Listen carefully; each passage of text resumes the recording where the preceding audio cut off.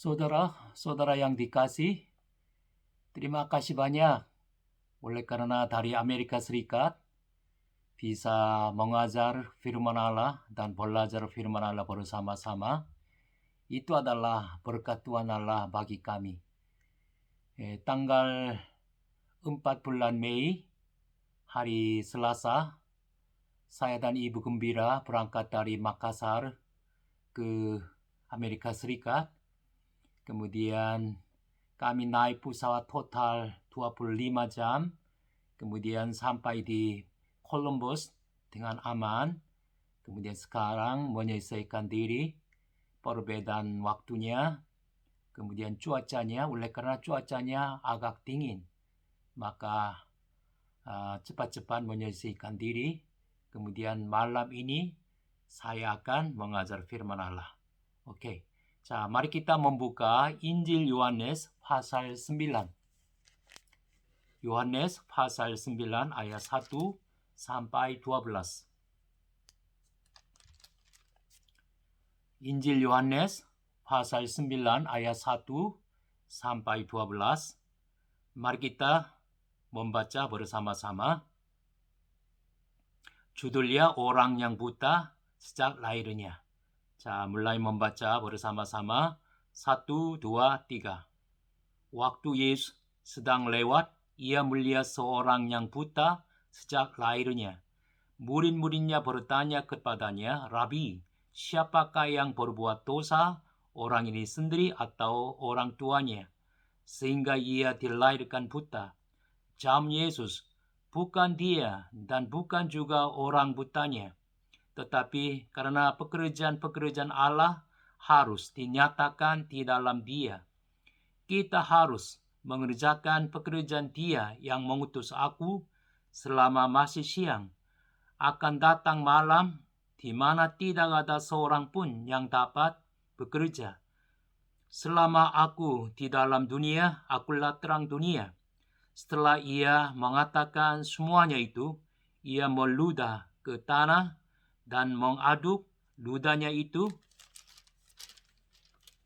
dengan tanah, lalu mengoleskannya pada mata orang buta tadi dan berkata kepadanya, pergilah, basuhlah dirimu dalam kolam Siloam. Siloam artinya yang diutus. Maka pergilah orang itu, ia membasuh dirinya, lalu kembali dengan matanya sudah melek. Tetapi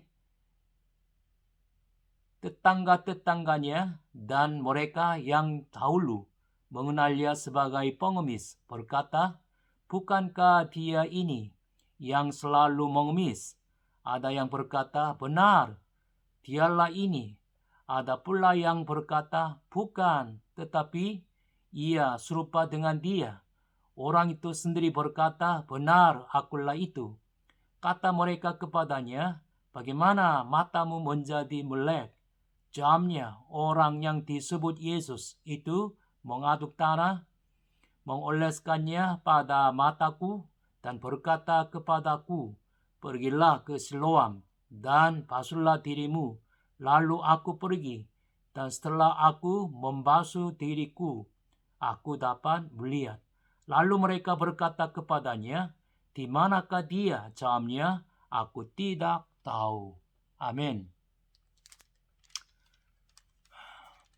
Yohanes pasal 9 ayat 1 sampai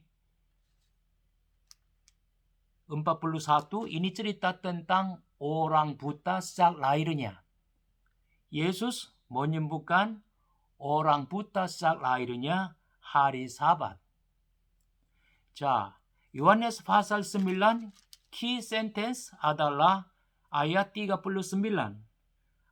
Ayat 39 kita membaca bersama-sama lagi. Kata Yesus, aku datang ke dalam dunia untuk menghakimi supaya barang siapa yang tidak melihat dapat melihat, dan supaya barang siapa yang ada dapat melihat menjadi buta. Di dunia ini ada dua macam buta. Ada orang buta secara fisik, ada orang buta secara rohani. Jadi kita secara serius memikirkan tentang dirinya sendiri. Dengan pertanyaan ini, apakah saya adalah orang buta secara fisik ataukah saya adalah orang buta secara rohani? Yang pertama, bagian yang pertama ayat 1 sampai 12. Yesus menyembuhkan orang buta sejak lahirnya, yaitu Yesus mengadakan tanda.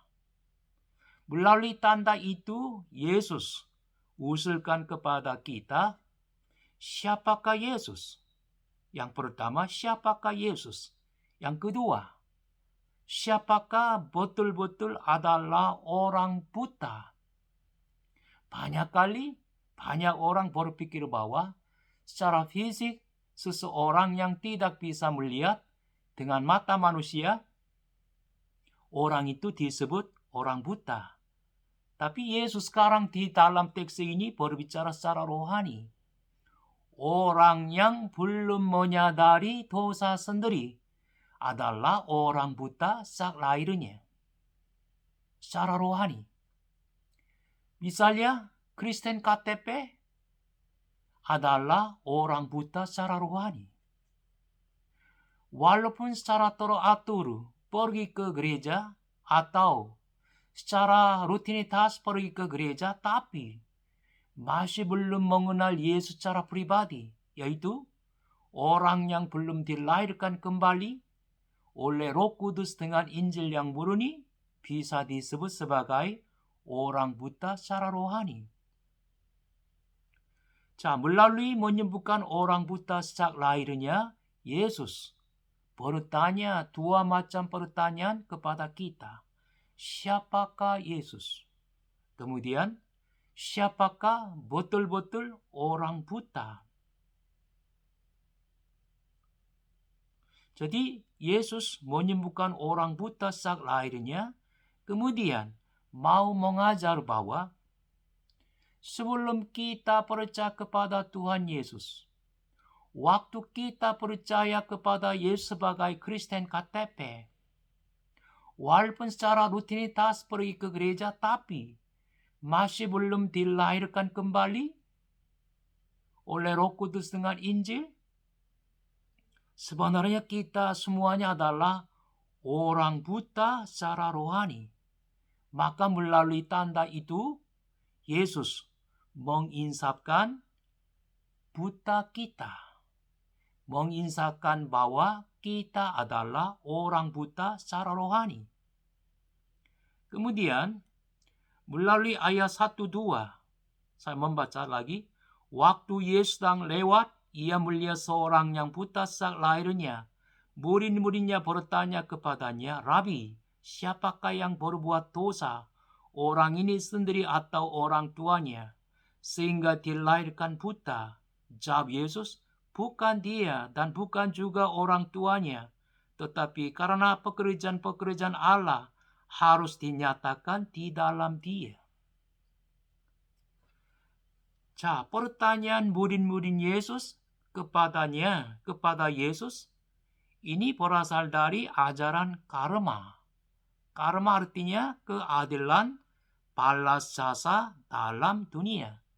Dengan kata yang lain, kalau ada hasilnya, kalau ada akibatnya, sebelumnya pasti ada alasannya. Misalnya kalau seseorang menderita penderitaannya, orang itu pasti mempunyai alasan terhadap penderitaan itu. Yaitu dia berbuat dosa, atau setelah berbuat dosa dia belum mengakui dosa sendiri, maka dia sekarang dihakimi oleh Tuhan Allah dengan penderitaan itu.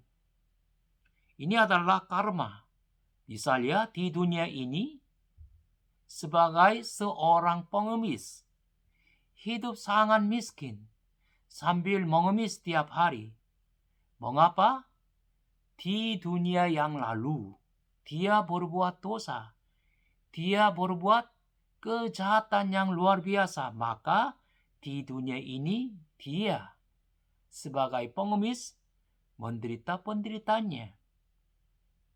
Ini adalah karma, yaitu murid-murid Yesus sekarang masih memegang pola pikiran tradisional orang Yahudi, yaitu mereka mempunyai ajaran karma. Terhadap pertanyaan itu Yesus menjawab, bukan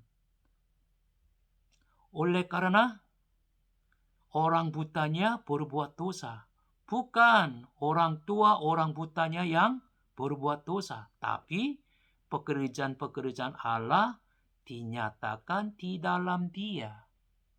Melalui menyembuhkan orang buta sejak lahirnya, Yesus mau menyatakan suatu tujuan sendiri, suatu sasaran sendiri kepada pengikut-pengikut Yesus.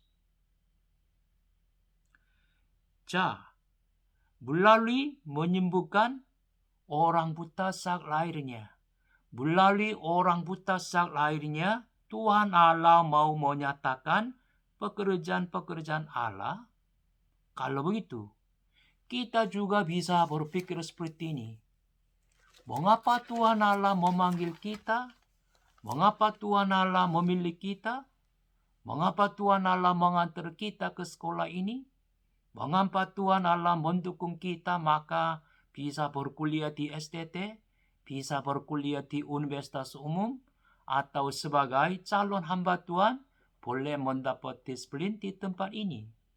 Oleh karena Tuhan Allah mau menyatakan pekerjaan-pekerjaan Tuhan Allah melalui kita, melalui pelayanan kita. Mari kita membaca Filipi pasal 1 ayat 6. Filipi pasal 1 ayat 6.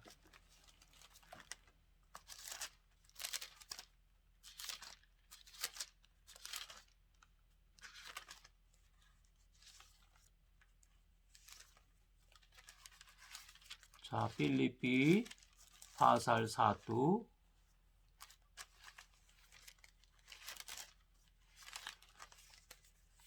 ayat 6. Mari kita membaca bersama-sama. 6 ayat 6. 1, 2, 3. Akan hal ini aku yakin sepenuhnya, yaitu Ia yang memulai pekerjaan yang baik di antara kamu akan meneruskannya sampai pada akhirnya pada hari Kristus Yesus.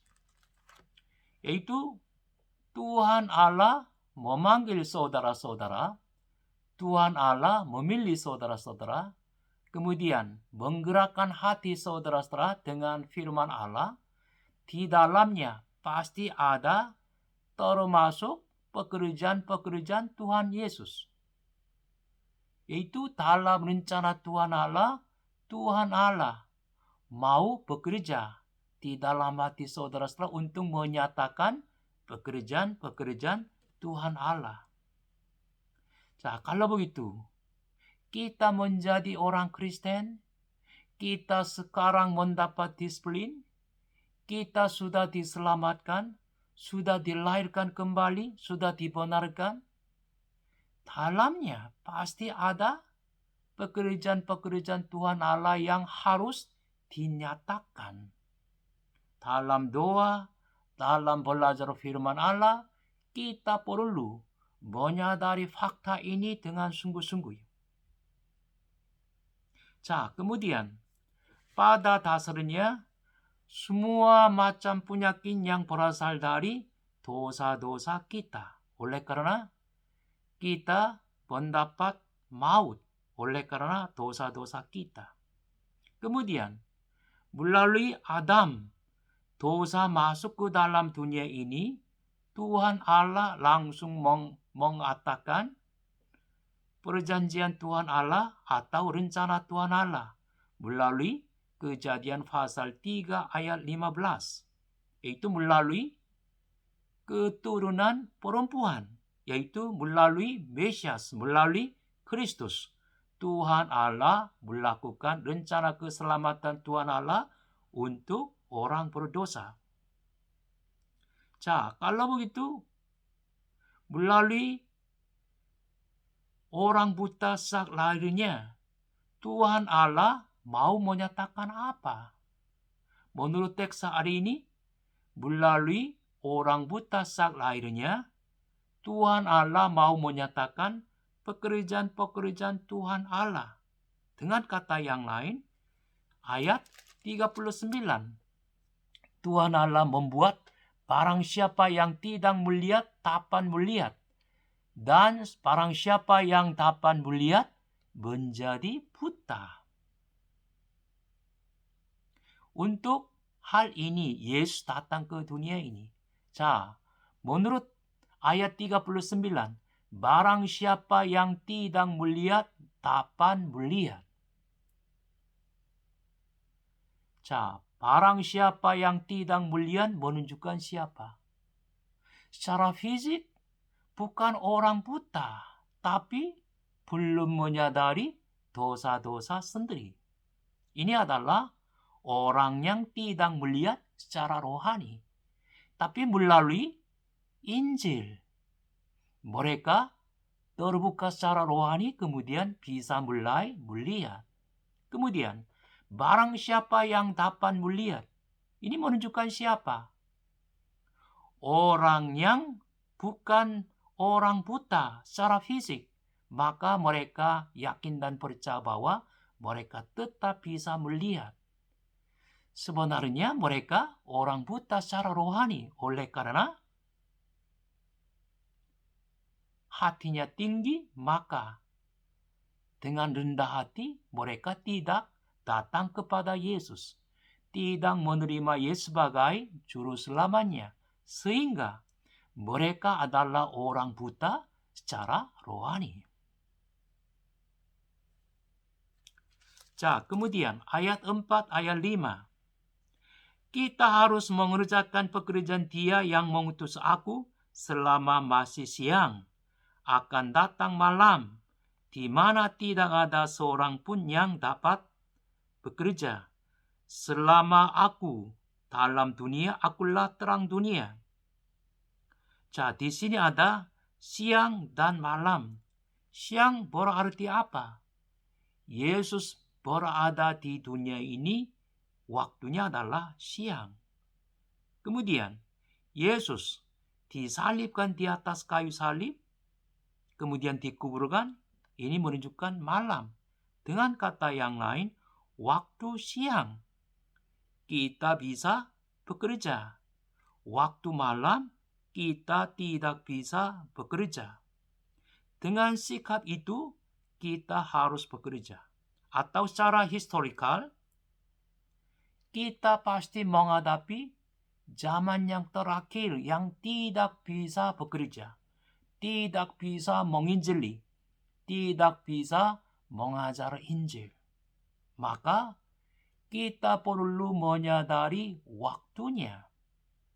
Ada waktu untuk bekerja, ada waktu untuk tidak bisa bekerja. 자, misalnya, kalau seseorang jatuh penyakit kanker, orang itu memang tidak bisa bekerja, tidak bisa mengajar firman Allah. Atau kita menghadapi zaman yang terakhir, kemudian mulai dianiaya oleh antikristus melalui pemerintah, melalui kuasa gelap dan sebagainya. Pada waktu itu susah beribadah dengan sungguh-sungguh pun. Sekarang di Korea, orang Kristen beribadah di gereja dengan sungguh-sungguh itu sangat terbatas. Oleh karena harus berjarak 2 meter. Kemudian, semua gereja yang masing-masing enggak boleh semua anggota jemaatnya berkumpul di gereja untuk beribadah bersama-sama.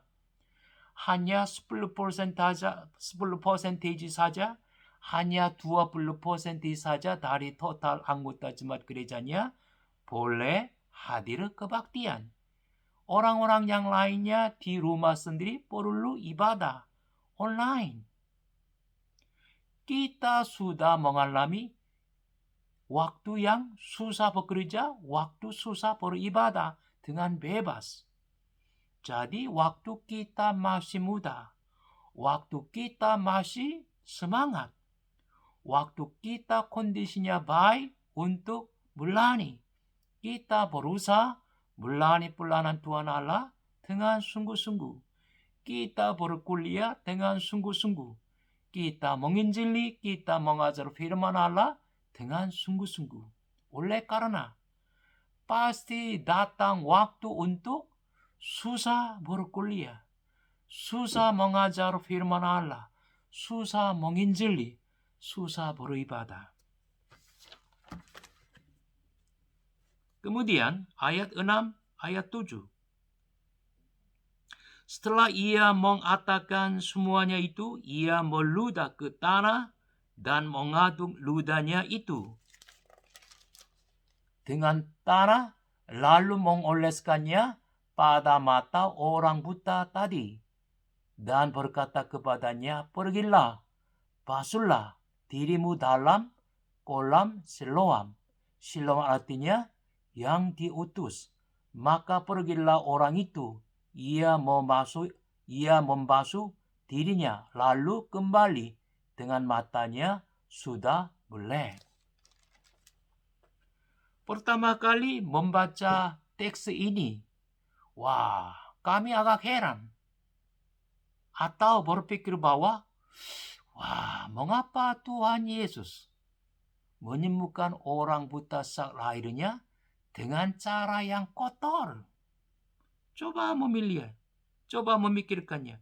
Meludah ke tanah, mengaduk ludahnya itu dengan tanah, lalu mengoleskannya pada mata orang buta tadi. Memang orang buta sejak lahirnya tidak mempunyai iman. Memang dia langsung marah-marah atau menolak. Wah, kotor sekali. Kalau begitu, ada cerita yang hampir sama yang sudah tertulis dalam Markus pasal 8 juga. Tapi dalam Markus pasal 8 tidak mengoleskan tanahnya. Kalau itu dalam Yohanes pasal 9, untuk menyembuhkan orang buta, mengapa Tuhan Yesus meludah, mengadu, kemudian mengoleskannya pada mata orang buta itu, yaitu memakai cara yang ajaib, cara yang aneh, atau cara yang kotor. Yang pertama, untuk membuktikan bahwa orang itu betul-betul orang buta tetap. Oleh karena menurut ayat 18, orang Yahudi mencurigai orang buta sejak lahirnya disembuhkan. Ayat 18, membaca bersama-sama. Tetapi orang-orang Yahudi itu tidak percaya bahwa tadinya ia buta dan baru dapat melihat lagi sampai mereka memanggil orang tuanya.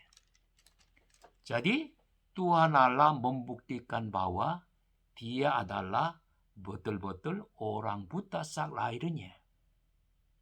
Oleh karena setelah disembuhkan, setelah matanya terbuka, banyak orang Yahudi tidak percaya, mencurigai.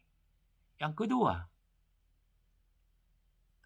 mengapa Yesus memakai cara yang kotor atau cara yang aneh untuk disuruh pergi ke kolam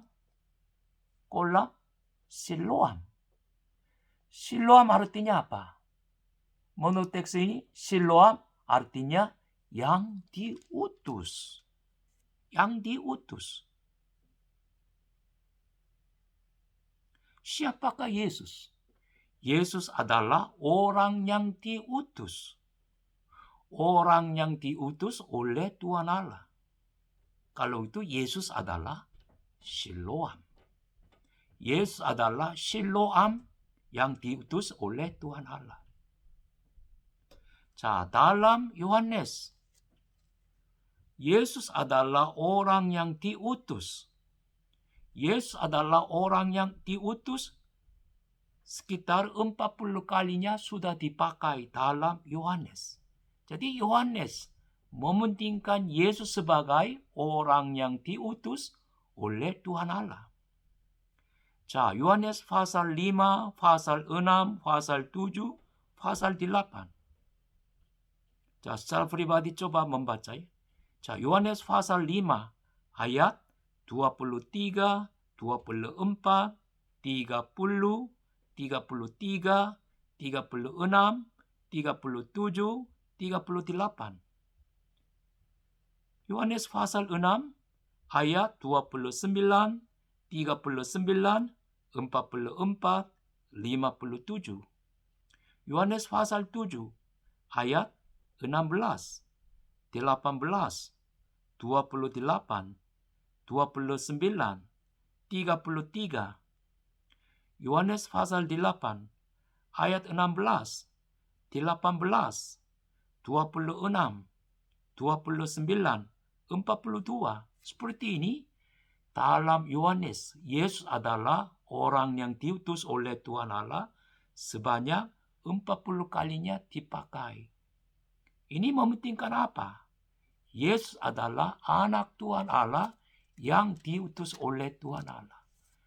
Di sini kolam Siloam ada. Siloam artinya yang diutus.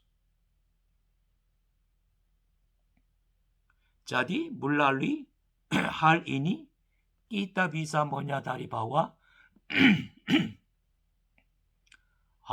Yesus dengan sengaja memakai cara yang aneh untuk menyembuhkan orang buta.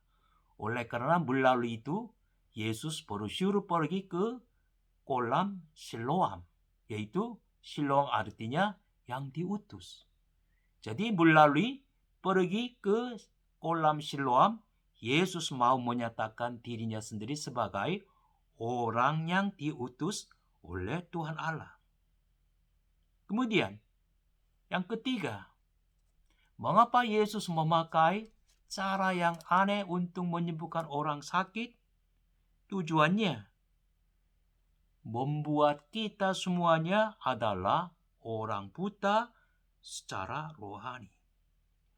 Banyak orang Kristen pun belum menyadari mereka sendiri adalah orang buta. Maka tidak datang kepada Tuhan Yesus untuk mata rohani terbuka. Siapa kehilangan kesempatan untuk mata rohani terbuka? Orang Farisi. Orang Farisi yakin dan percaya bahwa mereka bukan orang buta. Oleh karena melakukan hukum Taurat dengan sungguh-sungguh.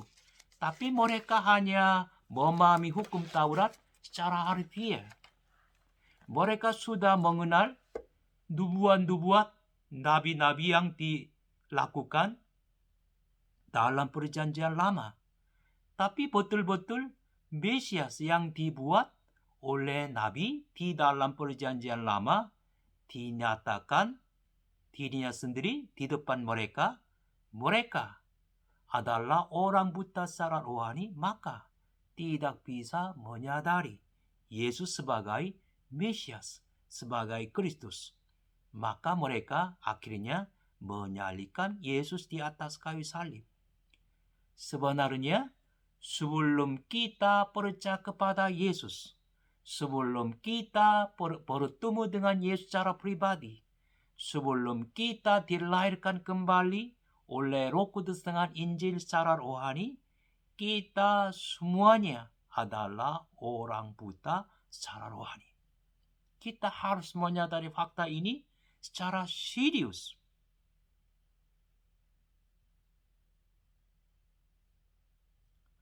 Orang yang belum dilahirkan kembali oleh Roh Kudus dengan Injil mempunyai sifatnya. Mereka bersifat egosentris. Hanya memandang diri sendiri saja. Hanya berfokus kepada diri sendiri saja. Hanya memikirkan masalah diri sendiri saja. Kalau itu mereka harus melihat diri sendiri dengan tetap. mereka perlu menyadari masalah diri sendiri dengan jelas. Tapi sebaliknya, mereka belum menyadari dosa-dosa sendiri. Mereka belum menyadari kesalahan sendiri. Setelah berbuat dosa, setelah berbuat salah, ada orang yang terus-menerus mencari alasan saja. Ada orang yang berusaha meresmikan kesalahan sendiri dengan alasan itu telah alasan itu. Mengapa? Mau menyembunyikan dosa-dosa sendiri, mau menyembunyikan kesalahan sendiri. Tapi ada alasan yang lain. Orang itu belum menyadari kesalahan sendiri, belum menyadari dosa sendiri. Sudah berbuat dosa, sudah melanggar perintah Tuhan Allah, tapi belum menyadari dia sudah melanggar perintah Tuhan Allah. Dia sudah berbuat dosa. Jadi orang itu adalah apa? Orang itu adalah orang buta secara rohani. Saudara-saudara yang dikasih, melalui teks hari ini, atau melalui Yohanes pasal 9 ini, kita perlu menyadari yang pertama, siapakah adalah orang buta hina? Siapakah betul-betul adalah orang buta hina?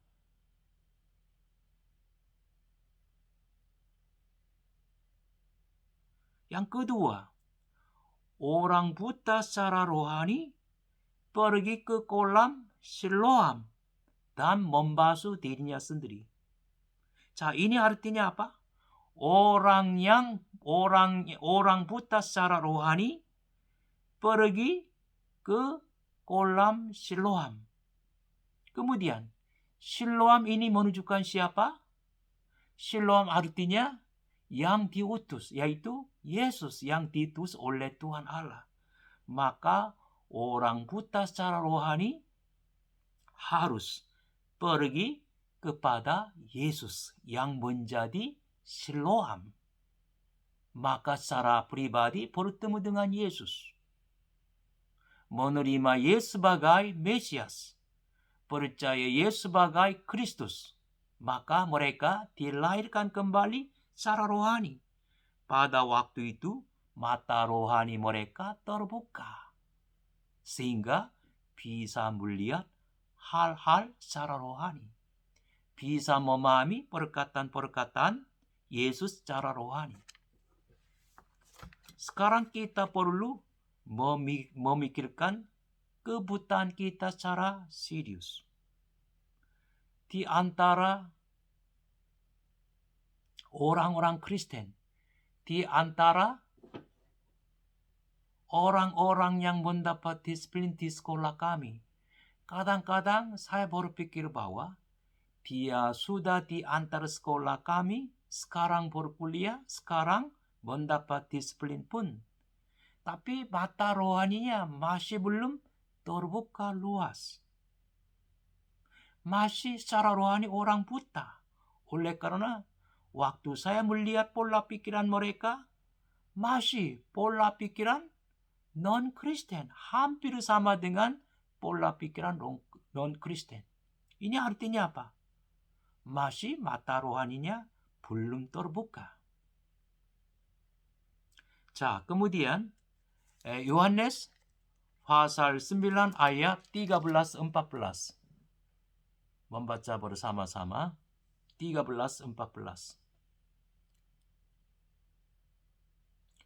Lalu mereka membawa orang yang tadinya buta itu kepada orang-orang Farisi. Adapun hari waktu Yesus mengaduk tanah dan memelekkan mata orang itu adalah hari Sabat. Karena itu orang-orang Farisi pun bertanya kepadanya, bagaimana matanya menjadi melek? Jawabnya, ia mengoleskan adukan tanah pada mataku, lalu aku membasuh diriku, dan sekarang aku dapat melihat. Maka Kata sebagian orang-orang Farisi itu, orang ini tidak datang dari Allah sebab ia tidak memelihara hari Sabat. Sebagian pula berkata, bagaimanakah seorang berdosa dapat membuat mujizat yang demikian? Maka timbullah pertentangan di antara mereka. 자, pada hari Sabat Yesus menyembuhkan orang buta sak lahirnya. Kalau itu dengan sengaja, dengan maksudnya Yesus menyembuhkan orang buta atau kebetulan Yesus menjadi menyembuhkan orang buta. 자, kita sudah pernah belajar bahwa Yesus pernah menyembuhkan orang lumpuh sak lahirnya selama 38 tahun. Hari Sabat artinya apa? Kalau kita memahami hari Sabat secara harfiah, hari Sabat adalah berhenti bekerja, berhenti bergerak, berhenti pergi, berhenti datang. Tapi ini berarti secara harfiah saja. Hari Sabat artinya apa? Secara rohani, secara mental, secara fisik, kita beristirahat. Dengan kata yang lain, kita dibebaskan. Kita dilepaskan dari perhambatan. Oleh karena penyakit, oleh karena setan, oleh karena dosa, oleh karena luka hati, dan sebagainya. 자, kalau begitu, kita bisa memahami bahwa pada hari Sabat Yesus menyembuhkan orang buta sak lahirnya. Ini yang dilakukan dengan sengaja oleh Yesus Kristus. Kemudian, waktu Yesus menyembuhkan orang buta, di antara orang Yahudi terjadi pertentangan. 자, orang buta sak lahirnya disembuhkan, maka bisa melihat. Yaitu mereka bisa melihat tanda yang luar biasa. Kalau begitu, bersukacita bersama-sama. Ini adalah normal. Tapi mereka mempersoalkan itu, yaitu pada hari Sabat tidak memelihara hari Sabat oleh karena menyembuhkan orang sakit pada hari Sabat. Mereka memegang ajaran hukum Taurat secara harfiah saja. Dalam pertentangan, mereka saling bertanya, siapakah orang ini? Yaitu, sebagian berkata, bagaimanakah seorang berdosa dapat membuat mujizat yang demikian? Atau sebagian yang lainnya, orang itu orang berdosa. Yaitu waktu kita mengajar firman Allah, waktu kita mengajar Injil yang murni, pasti ada dua bagian. Orang yang percaya, orang yang tidak percaya. Orang yang menerima, orang yang tidak menerima. Orang yang memahami, orang yang tidak memahami. Kalau kita mengajar firman Allah tapi satu kali pun tidak terjadi ditolak. Satu kali pun tidak terjadi pertentangan. Satu kali pun tidak terjadi orang yang mengganggu. Ini ada masalah. Kalau kita mengajar berkat-berkat saja, berkat-berkat manusiawi, berkat-berkat sekuler, berkat-berkat duniawi, siapakah mengganggu kita? Siapakah saling bertengkar? Oleh karena semua manusia yang rusak suka mendengar cerita manis, cerita tentang berkat. Jadi kita perlu menyadari bahwa selama kita mengajar kebenaran firman Allah yang benar, kita mengajar Injil yang benar, pasti terjadi pertentangan. pada hari Sabat, Yesus menyembuhkan orang buta sejak lahirnya di dalam rencana yang tetap untuk membuat orang-orang Farisi menyadari dosa-dosa mereka sendiri, maka mereka mata rohani terbuka. Tapi di dalam prosesnya terjadi pertentangan, yaitu mereka berbicara tentang identitas Yesus. Kita melihat orang buta. Waktu dia ditanyakan oleh orang Yahudi, siapakah itu? Dia pertama kali menjawab. Menurut ayat 11, coba membaca. Orang buta pertama kali menjawab terhadap pertanyaan, siapakah orang itu? Ayat 11. Jamnya orang yang disebut Yesus itu mengaduk tanah, mengoleskannya pada mataku, dan berkata kepadaku. Dia memanggil Yesus sebagai orang yang disebut Yesus. Ini jawaban yang biasa saja. Kemudian, yang kedua, waktu 2 kali dia ditanyakan siapakah Yesus, dia menjawab ayat 17. Membaca ayat 17. Lalu kata mereka pula kepada orang buta itu, dan engkau, apakah katamu tentang dia? Karena ia telah memelekkan matamu. Jawabannya, ia adalah seorang nabi. Yang kedua kali, orang buta menjawab bahwa Yesus adalah seorang nabi. Mata orang butanya semakin terbuka secara rohani. Kalau itu. Yang ketiga, 3 kali dia menjawab lagi. Ayat 38. Jikalau orang itu tidak datang dari Allah, ia tidak dapat berbuat apa-apa. Bagaimana menjawab? Yesus adalah orang yang datang dari Allah. Yesus adalah orang yang diutus oleh Allah. Kemudian akhirnya ayat 38. Ayat 38, katanya aku percaya Tuhan, lalu ia sujud menyembahnya. Akhirnya dia mengakui percaya kepada Yesus. Aku percaya Tuhan. Kemudian menerima Yesus sebagai juru selamatnya, yaitu dia bertemu dengan Yesus sebagai Mesias. Kemudian dia sujud menyembahnya. Ini artinya apa? Orang buta sejak lahirnya terbuka matanya secara rohani sehingga bisa melihat Yesus sebagai Mesias. Akhirnya dia mengakui, aku percaya Tuhan. Lalu ia sujud menyembahnya. Yaitu orang buta sejak lahirnya semakin mata rohani terbuka, maka bisa melihat Yesus sebagai Mesias.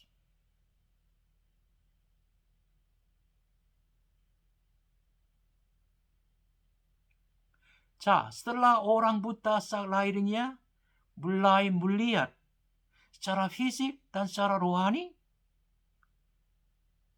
orang Yahudi bertanya kepada orang tua. Tapi orang tuanya takut. Karena setiap orang yang mengakui bahwa Yesus adalah Mesias, mereka pasti akan dikucilkan. Menurut ayat 22. Ayat 22, orang tuanya berkata demikian karena mereka takut kepada orang-orang Yahudi.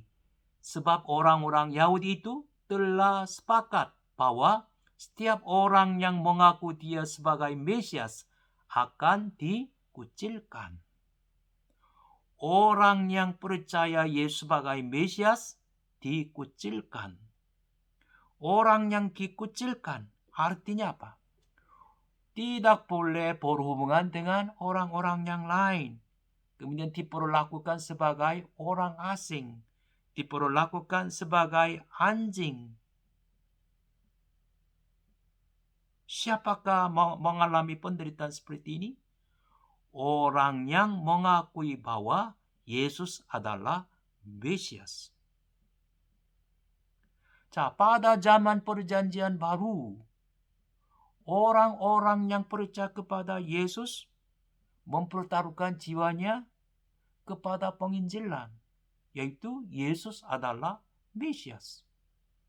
Mereka mengakui bahwa Yesus adalah Mesias, maka mereka dipenjarakan, mereka harus dianiaya. Tapi pada zaman modern ini ada hal yang aneh, yaitu banyak orang Kristen pun memisahkan Yesus dan Kristus. Misalnya, setelah kita berdoa kemudian berakhir dengan kalimat ini, kita berdoa di dalam nama Yesus. Memang kadang-kadang ada orang yang berdoa dengan kalimat ini, kami berdoa di dalam nama Yesus Kristus. Yang paling baiknya, kita berdoa di dalam Tuhan kita Yesus Kristus. Kemudian ayat 24 sampai 41. Secara pribadi membaca ayat 24 sampai 41. Bagian yang kedua. Dalam teks ini key sentence adalah 37. 37 membaca bersama-sama.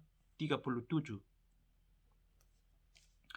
Kata Yesus kepadanya, engkau bukan saja melihat dia, tetapi dia yang sedang berkata-kata dengan engkau, dialah itu.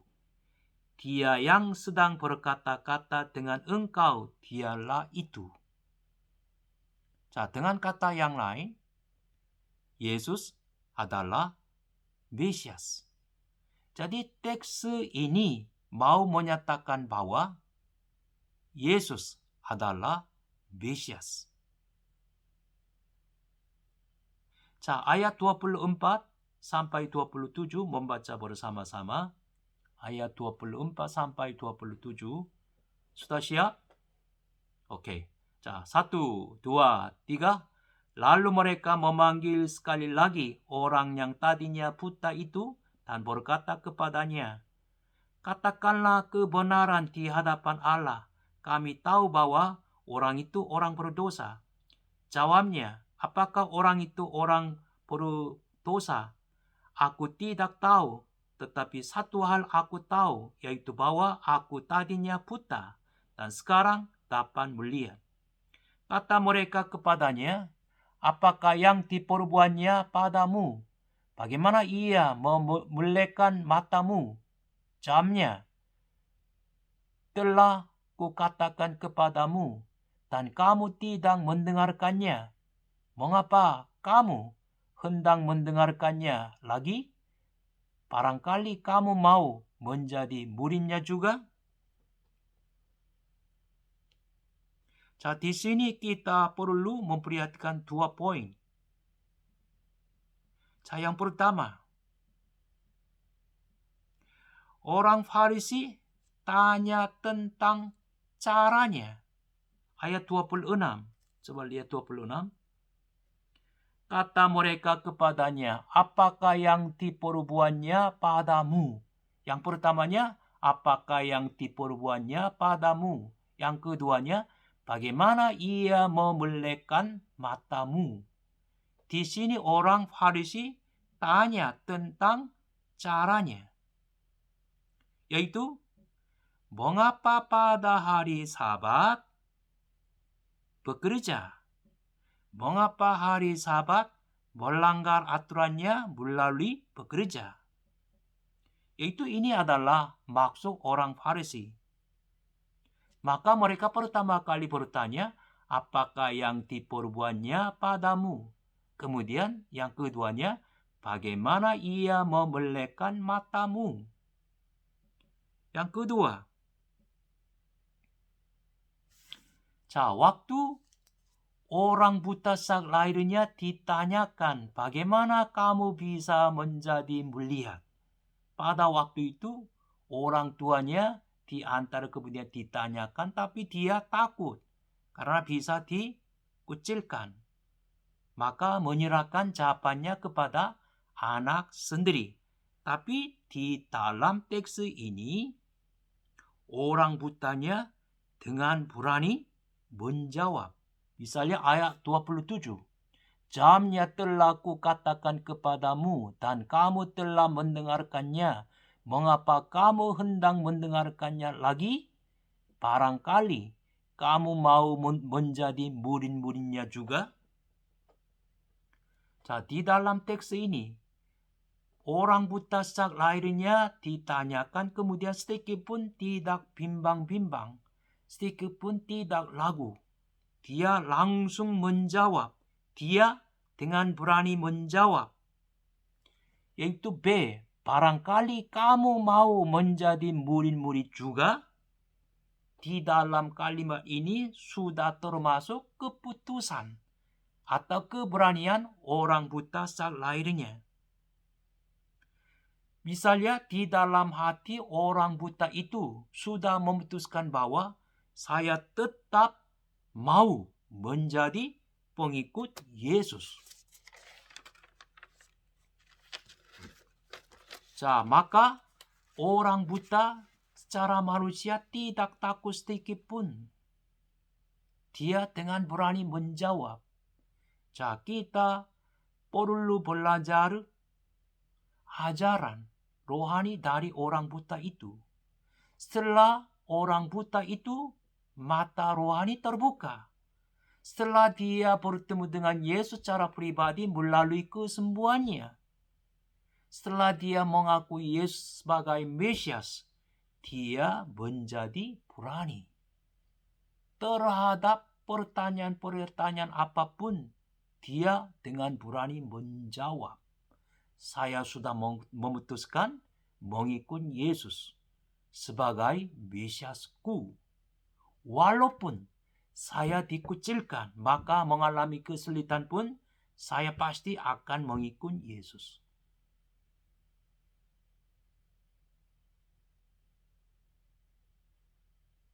Kemudian ayat 28-29, sambil mengejek mereka berkata kepadanya, engkau murid orang itu, tetapi kamu murid-murid Musa.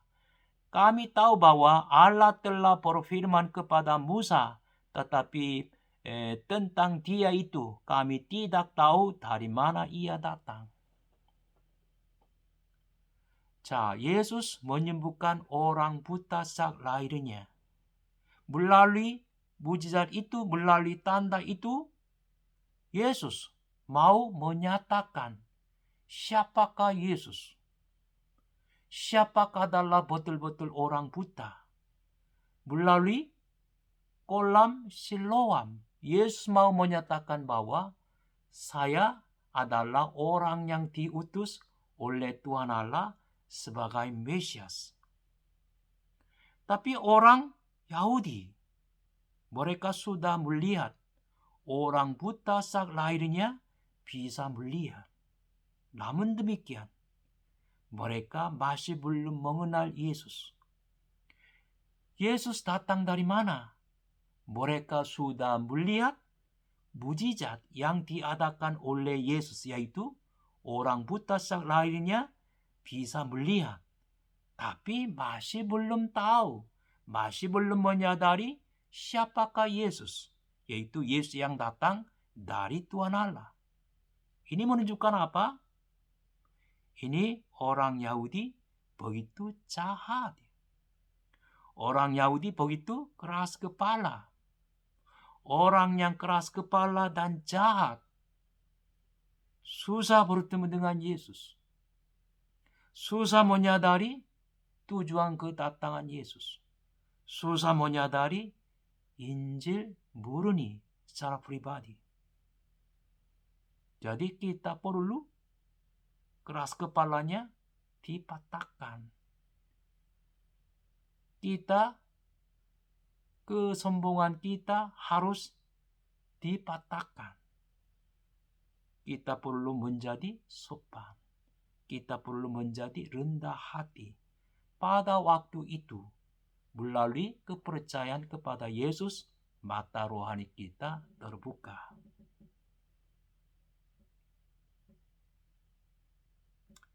Kemudian, ayat 30 sampai 33. 30. Ayat 30 sampai 33.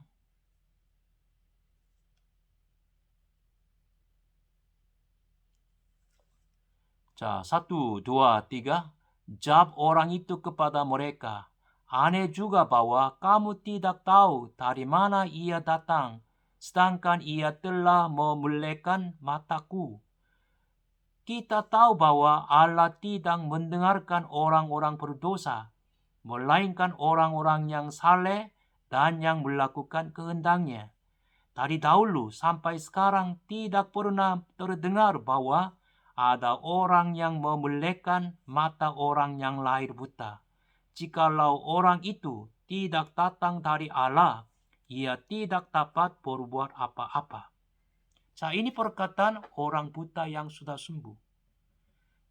Orang Yahudi, orang Farisi melihat tanda yang diadakan oleh Yesus pun, yaitu orang buta sejak lahirnya melihat. Mereka tidak bisa menyadari dosa-dosa sendiri. Mereka belum menyadari Yesus sebagai Mesias. Mereka belum tahu Yesus datang dari mana. Yesus diutus oleh siapa. Namun demikian, orang buta sejak lahirnya bertemu dengan Yesus. Setelah mengalami tanda yang luar biasa oleh Yesus, mata rohaninya terbuka.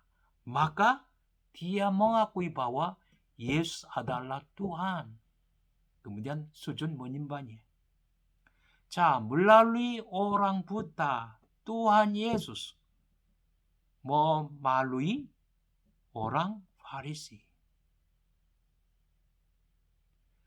Tuhan Yesus melalui orang buta, melalui orang Farisi yang bangga. Jadi ini adalah cara Tuhan Allah yang memilih Allah Tuhan Allah, hamba Tuhan di antara orang-orang yang biasa. Melalui cerita tentang Yesus, kita perlu memandang kita diri sendiri. Kita sama seperti orang buta sejak lahirnya. Begitu kita adalah orang yang hina, orang yang biasa. Tapi setelah orang buta sejak lahirnya disembuhkan, yaitu mengalami tanda yang luar biasa, dia mata rohani terbuka. Kemudian mengakui bahwa Yesus adalah Mesias. Kemudian pengakuan orang buta sejak lahirnya melalui orang Farisi, orang Yahudi. Jadi, orang yang memahami firman Allah secara harfiah saja sama seperti orang buta secara rohani. Kita membaca, kita mendengar firman Allah secara rohani. Orang itu adalah orang yang terbuka matanya secara rohani. Saudara-saudara yang dikasih, melalui cerita tentang orang buta sejak lahirnya, kita perlu satu kali lagi memeriksa kita sendiri. Apakah saya adalah orang buta? Atau apakah saya orang buta secara rohani? Atau saya bukan orang buta secara fisik, oleh karena bisa melihat barang-barangnya, tapi belum menyadari dosa-dosa sendiri dengan tetap. masih hanya dengan mulut saja mengakui bahwa Yesus adalah Mesias. Orang itu adalah orang buta secara rohani. Orang buta secara rohani pergi ke kolam Siloam, artinya yang diutus, yaitu betul-betul dengan segenap hatinya, dengan segenap citanya, sujud di depan Tuhan Yesus, kemudian mengakui dosa-dosa sendiri, kemudian menerima Yesus sebagai Mesias, yaitu Yesus memikul segala dosa-dosaku dan disalibkan di atas kayu salib untuk menebus dosa-dosaku. Itu kita percaya semua hal-hal yang dikerjakan oleh Yesus untuk menebus dosa-dosaku, dosa-dosa kita. Pada waktu itu, mata rohani kami terbuka. Kemudian bisa melihat Yesus sebagai Mesias yang tetap bagi kita yang masing-masing. Maka kita bisa mendengar firman Allah secara rohani. Kita bisa membaca Alkitab secara rohani oleh karena mata rohani terbuka. Jadi saya harap semua staff yang berkuliah yang mendapat disiplin di sini dalam pekerjaan Roh Kudus, mata rohani terbuka. Maka seperti mata orang buta saat lahirnya di dalam teks ini, akhirnya bisa melihat secara fisik dan bisa melihat secara rohani. Maka memuji, memuliakan nama Tuhan Allah saja. Terima kasih, sekian aja. Sekarang 2 orang, 3 orang secara kelompok saling diskusi 10 menit. Kemudian setelah itu Siska memimpin sharing terbuka 2 orang, 3 orang dan berdoa selesai. Terima kasih.